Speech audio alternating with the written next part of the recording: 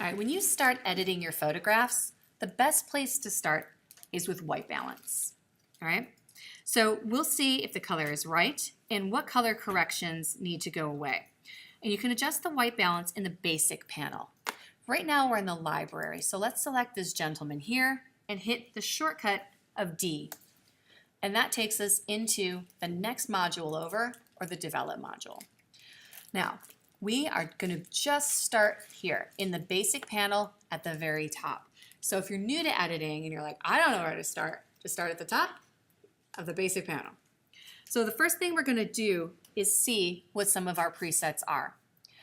We have a preset white balance as shot, auto, doesn't look that bad, you can zoom in a little on his face, daylight, cloudy, shade.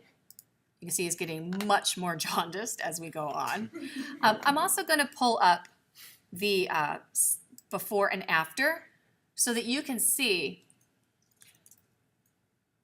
that we're making progress here, right? He's definitely looks like he's been out in the cold for a while. Now it looks like he may have been under the tanning salon for too long. So shade may not be the answer, right?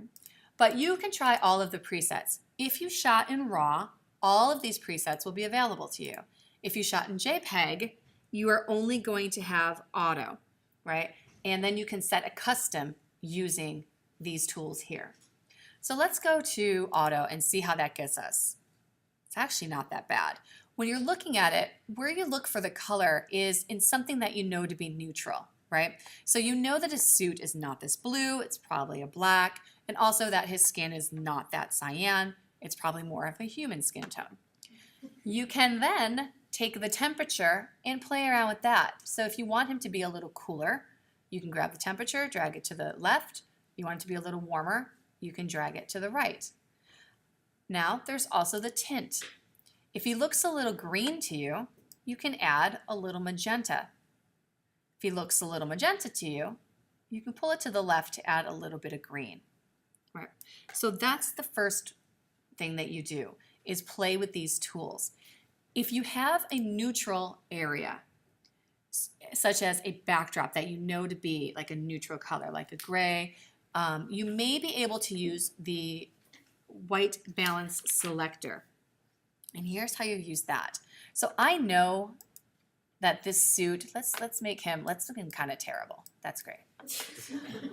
I know this might work. I know that the suit is neutral, right? So you can see he's not looking great, but I grabbed this white balance selector, shortcut W, and clicked on something that I knew would be a target neutral. If I click on his skin, that's not, that's tough, right? That's not exactly it. But if I click over here, where I know that's probably a black or a gray, that helps get me a much, much closer.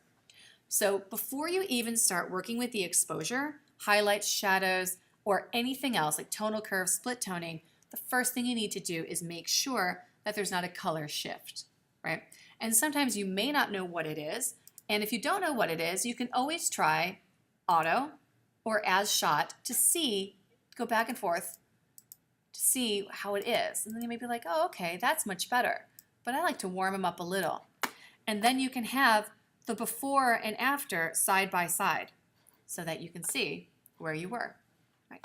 If you make a total mess of it, you can always hit reset or just adjust any of the white balance here. Cool? So that is your first step when you start editing a photograph.